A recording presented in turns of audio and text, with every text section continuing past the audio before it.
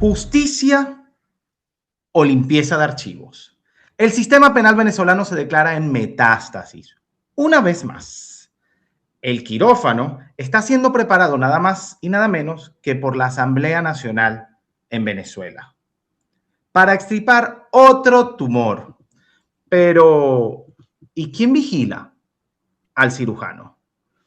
Hoy, en Cara a Cara, desnudamos la verdadera intención de la reforma judicial venezolana. Nada más y nada menos que con Antonio Marval. Él es presidente del Tribunal Supremo de Justicia en el exilio. ¿De qué se trata esto que está viviendo Venezuela? ¿Estamos ante un disfraz más en el sistema de justicia venezolano? El TCJ en el exilio, ¿qué función cumple hoy en día para los venezolanos? Menos discurso y más realidad. Mi nombre es Halim Naib. Les acompaño el día de hoy en nombre de mi compañera Mildred Manrique, acá en Cara a Cara. Esto es Impacto Venezuela. Bienvenidos.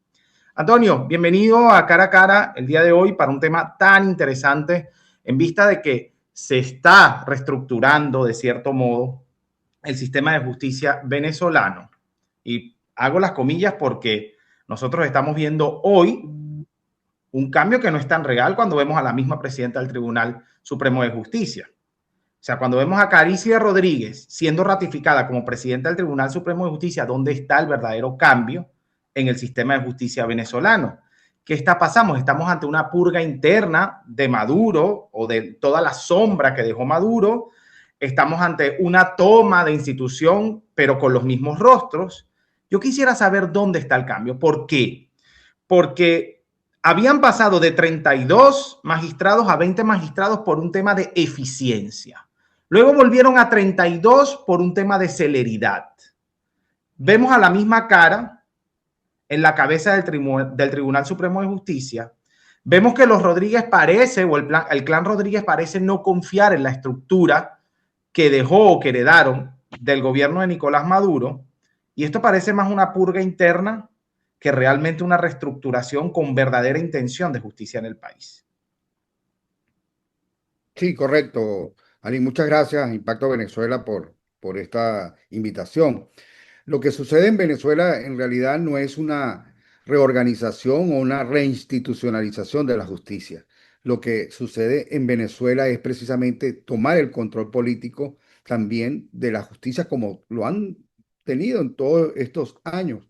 El Poder Judicial no administra justicia, cumple órdenes. Y eso es lo que ellos en realidad están haciendo. Primero vimos, como tú bien lo señalaste, un aumento a 32 magistrados. Eso fue la primera reforma en Venezuela, cuando aumentaron a 32 magistrados con el ánimo de decir, bueno, necesitamos más eficacia, necesitamos más control de la situación en ese momento, todo eso. Después bajan deliberadamente a 20, ¿no? Eso Sí, es en el para 22. En el en el 2022 22. bajan a 20. Exacto. Eso es como para depurar y para asegurar las lealtades que hay en ese momento. Pero nuevamente viene un cambio en Venezuela donde aparecen nuevos actores dentro de ellos mismos, porque lo que está sucediendo en este momento es el control del actor verdadero político que es los Estados Unidos. Y ellos lo que están es cumpliendo orden, pero a su vez entre ellos se están reorganizando para permanecer en el poder. Entonces, ¿qué es lo que sucede en estos momentos? Nuevamente, para consolidar un, un tribunal a su medida, para consolidar no una administración de justicia, sino que precisamente seguir en la represión, seguir en todo lo que estamos viviendo hoy en día. Hablan de una bandera de celeridad, por eso vuelven a 32. Pero esto parece de verdad la admisión de que la estructura de los Rodríguez no confía en lo que heredaron de Maduro. Sí, ¿no? Y obviamente ahí va a haber una especie de repartición de cargos, donde tanto para Diosdado, tanto para los Rodríguez y tanto para los, bueno, llamados los diputados opositores Lo de que Venezuela. llamamos la cuota política. Exactamente. Que por Entonces, bueno, cuota mira, política se ha acabado el país. se ve, eso se ve el principio, Alvin, por el tema de quienes escogieron para la sociedad civil para que sean integrantes del comité de postulaciones. Un comité de postulaciones en un Estado de Derecho, en un Estado democrático, tiene que estar un comité por las personas más sabias, los más intelectuales, las personas que de la sociedad civil se representen, porque esos son los que van a escoger en verdad a los magistrados, no la Asamblea Nacional.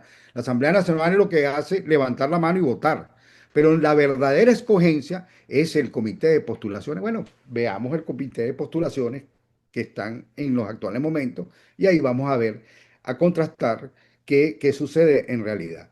Cuando nosotros nos eligieron, y no con esto quiero decir que, bueno, que somos las mentes más sabias del derecho, ¿no? Pero cuando nosotros nos eligieron personas de la sociedad civil, miembros de la academia, nos eligieron personas que integraban los colegios de abogados, que integraban incluso la Federación de Abogados. Toda la sociedad confluyó para escoger los magistrados. ¿Por qué? Porque había una voluntad del pueblo que mayoritariamente votaron por más de 8 millones de personas, donde exigían el nombramiento de los nuevos poderes de Venezuela. Y así sucede que escogen a estas personalidades para que integren el comité de postulaciones. Lamentablemente fueron pocos los abogados que se postularon, porque obviamente postularse en ese momento de crisis política, donde el régimen estaba en su efervescencia, donde el régimen tenía la persecución, era el 2017, fueron pocos los magistrados o las personas, los abogados que pusieron su Bueno, nombre. Antonio, Y entonces de nosotros, ahí viene la escogencia del yo tribunal. tengo un espacio destinado para hablar un poco del rol de ustedes. Qué bueno que me explicas la manera en la que realmente se elige, porque es que por más que uno, por manejar el tema de la comunicación, los medios de comunicación y la información, lo conozca, seguramente nuestros televidentes tienen muchísimas dudas de cómo se estructura el Tribunal Supremo de Justicia y de qué manera estos magistrados llegan a ser magistrados. Bien. Uh -huh.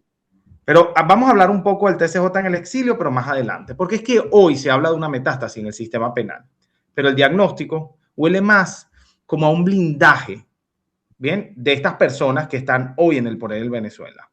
¿No será esta una ampliación de la realidad, una aduana judicial, de Uh alguna -huh. manera? Porque para proteger a quienes se quedaron, pueden ser necesarias 32 firmas, Uh -huh. ¿sí? Entonces, ¿esto es un TCJ para el ciudadano o un escudo de 32 firmas para evitar la extradición de la cúpula que sobrevivió a ese 3 de enero, tan bueno para algunos, tan malos para otros, que han tenido que tragar arena, como dicen por allí? Sí, obviamente, como tú lo señalas, esto es una forma de blindaje a quienes se quedaron. Quieren esa lealtad precisamente para poder permanecer en el poder. Y no solo para permanecer en el poder, sino también para seguir intimidando. El Poder Judicial se convirtió también en una especie de terrorismo para el ciudadano común, el ciudadano venezolano. Eso que está, las desapariciones, las cárceles, bueno, las madres que lloran en las puertas de nuestras cárceles, no se sabe dónde están sus hijos. Todo eso forma parte de los presos políticos que todavía no se le han dado la libertad. Todo eso forma parte de ese entramado de corrupción y de precisamente de control. Yo decía, tomando lo que es una tesis del derecho penal del enemigo de Junter Jacob. Junter Jacob señalaba que los enemigos de la sociedad tienen que estar aislados. Entonces, en este caso, ¿quiénes son los enemigos de la sociedad? Los que difieren, los presos políticos, esos son los enemigos no de la sociedad, porque no son los enemigos de la sociedad, son los enemigos del régimen. Y entonces el régimen necesita apartarlos, tenerlos aislados. Ellos son la sociedad enemiga. Exactamente. Entonces, ¿qué pasa? Qué bueno que eso es lo que está, eso forma parte de ese control de intimidar al ciudadano común para que no proteste, para que no salga y para que se abstenga de estar en Okay. toda bueno, la vida de la sociedad como tal. Entonces, bueno, sin embargo, vemos gente valiente que sale a protestar, gente valiente que después del 3 de enero se ha expresado incluso por los medios de comunicación, gente valiente que recorre el país motivando al venezolano a que nuevamente retomemos nuestra forma de vida normal y cotidiana. Entonces, bueno, eso es lo que ellos no quieren, precisamente a través de un sistema judicial donde tienen el control, donde van a tener incluso no solo el Tribunal Supremo ilegítimo, sino también los jueces de instancia que van a ser cambiados también, porque va a haber también esa misma limpieza a los diferentes estados, bueno, a poner sus cuotas de poder y de control. Seguir con la corrupción que han montado y seguir también con todo este andamiaje de violaciones de derechos humanos.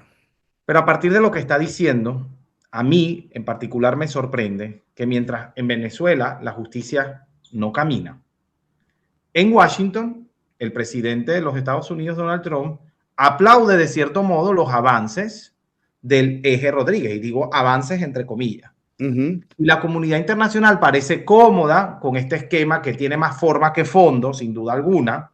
¿En qué termina esto? Estamos condenados a aún más de lo mismo, pero ahora avalado por la Casa Blanca, lo cual puede blindar aún más ese más de lo mismo. Ok, mira, yo quisiera tener la fe y la esperanza que muchos venezolanos han perdido, pero que debemos mantenerla. Yo siento que en los actuales momentos hay una suspensión de la Constitución. Todo lo que está sucediendo en Venezuela no está dentro del marco de la Constitución. ¿Qué quiere decir eso? Que no tenemos un vicepresidente en funciones, sino que una persona que está ahí puesta por los Estados Unidos para desmontar esos 27 años de dictadura y 27 años que hubo. Porque yo digo hubo porque ya culminaron esos 27 años. Y nosotros ahorita estamos en un proceso que no es un proceso de transición, sino que incluso, como lo han hecho saber, hay tres fases importantes, que es la fase de estabilización, recuperación y transición. Entonces, yo sí creo que esas fases se van a cumplir, que es un compromiso en este caso, de los Estados Unidos, que fue el que logró la salida de Nicolás Maduro, porque lamentablemente fueron muchos años de lucha, fueron muchas cárceles, muchas protestas, muchas muertes para sacar a Nicolás Maduro y lamentablemente no pudimos hacerlo. Pero estas personas en 30 minutos lograron extraer a Nicolás Maduro y hoy en día tenemos que estar no celebrando, pero sí no, contento y haciendo todo y pidiéndole a Dios de que está enfrentando la justicia. Y una no es la justicia venezolana, una justicia independiente, una justicia imparcial. Entonces nosotros tenemos que ver con positivo que estos cambios que se están suscitando en Venezuela es el desmontaje de 27 años y que ese desmontaje, por supuesto, no es abrupto, no es inmediato. Entonces, Bueno, cuando nosotros lleguemos al final de esa fase, que es la fase de la recuperación, viene la transición, que es la verdadera fase democrática de Venezuela, que comenzará con unas elecciones libres, con unas elecciones democráticas, y que sabemos que quién va a ser el futuro presidente de nuestro país, y que sabemos también que esas elecciones tienen que hacerse dentro del marco con la custodia, con la vigilancia internacional y que todos los venezolanos puedan votar, tanto el que está allá como el que está afuera. Entonces doctor tenemos que Marval, tener fe y esperanza de que se está yendo en el camino correcto y que por supuesto pronto, y que hay que acelerarlo también, hay que hacerle un llamado también de que esto no podemos dejarlo nada más a que los Rodríguez decidan, cambien las instituciones, que no hay instituciones, hagan lo que ellos quieran, porque se sientan de una u otra forma que están sólidos en el poder. Cuestión que no es así. doctor Marval, fíjese, nosotros cumpliendo nuestro rol como periodistas, sin importar a quién tengamos al frente, las preguntas que hay que hacerlas, ¿sí? Y usted mencionaba lo de la suspensión de la Constitución, y me voy a agarrar de allí, Uh -huh, porque me voy a pasar a su acera. uh -huh, El 5 de mayo declararon en Miami que la Constitución está suspendida uh -huh, y bajo tutela fáctica de uh Estados -huh, Unidos. uh -huh. Si la norma rectora no tiene eficacia, ¿de dónde emana la autoridad? De ustedes. Uh -huh. ¿No es esa entonces una declaración o un suicidio jurídico que le da la razón a quienes dicen que el TCJ en el exilio perdió su razón de ser? No, nosotros, mira, nosotros en los actuales momentos hemos venido trabajando precisamente por lograr la recuperación de la libertad, la justicia en Venezuela. Y ese ha sido nuestro norte. Nosotros hemos sido autónomos e independientes y bajo esa premisa hemos venido actuando. Pero tampoco podemos tapar con un dedo de que todo lo que está en estos momentos sucediendo en Venezuela está dentro del marco constitucional, porque obviamente no está. En Venezuela no hay ni siquiera la soberanía en este momento. ¿Por qué no hay soberanía? Porque precisamente no se respetó la decisión del pueblo venezolano donde se eligió un presidente. No se ha respetado incluso a lo largo de estos años la injerencia de otras potencias, porque pueden decir ahora, ah, bueno, pero ahora está la injerencia de los Estados Unidos. Bueno, pero ¿quiénes estaban? ¿Cuál era la injerencia que teníamos antes? La de rusos, iraníes, Hezbolá, Cuba, todo eso siempre han estado en el marco de las decisiones del régimen que, que impera en Venezuela. Entonces, esta situación que pudiéramos decir que, que se genera después de la captura de Maduro, bueno, precisamente dejó a Venezuela en una suspensión de lo que es la constitución. ¿Por qué? Porque Maduro no era el presidente, Delcy Rodríguez no es la vicepresidente, entonces no podemos hablar de estadios, de fases de absoluta, falta absoluta, falta temporal. No, porque todo eso quedó suspendido, porque no hay una constitución que está rigiendo las acciones en Venezuela. Y eso es lo que nosotros tenemos que luchar, porque venga un proceso verdadero de transición democrática, que venga un proceso verdadero de autoridades legítimas que son las autoridades que van justamente a controlar lo que es el Estado como tal. Necesitamos un verdadero fiscal, un verdadero defensor del pueblo, un verdadero contralor, los del CNE y por supuesto que el Tribunal Supremo se instale en Venezuela porque Bueno, nosotros todavía nuestro periodo no ha concluido. pero usted aplaude el plan de los Estados Unidos. Pero ese plan de los Estados Unidos habla de una estabilización y transición. Ujú, ujú. Pero ustedes exigen el desmontaje total de 27 años de chavismo. Eso es una Sí, realidad. ¿Sí? correcto. Sí. Siendo realistas, Ujú. siendo totalmente francos con el país, ustedes no tienen la injerencia suficiente o quizás no tienen la injerencia en el territorio. Ujú. ¿Sí? No, no Y tenemos el la mundo, injerencia. pero el mundo parece entenderse con los Rodríguez. Entonces, Sí. para ser franco, a mí me gustaría saber, de cara a lo que está viviendo y va a vivir el país, qué Ujú. hace hoy el TCJ en el exilio y por qué los venezolanos de a pie deberían seguir creyendo en su trabajo y en ustedes como instancia. Ok. Nuestro trabajo está ahí y será evaluado y será auditado por el pueblo venezolano. Pero sí, es verdad, nuestro trabajo no ha tenido la ejecución en Venezuela. ¿Pero por qué no ha tenido la ejecución? Porque ¿quiénes son los organismos que se encargan de ejecutar nuestras decisiones? Bueno, precisamente los órganos de seguridad.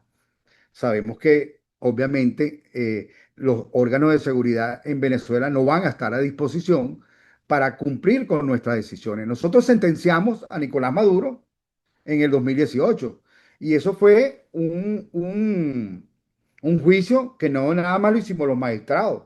Es un juicio donde estuvo la Asamblea del 2015, donde ellos aprobaron el antejuicio de mérito, donde estuvo la fiscal general para esa oportunidad también Asamblea del que 2015 con la que Estados Unidos se sigue reuniendo constantemente.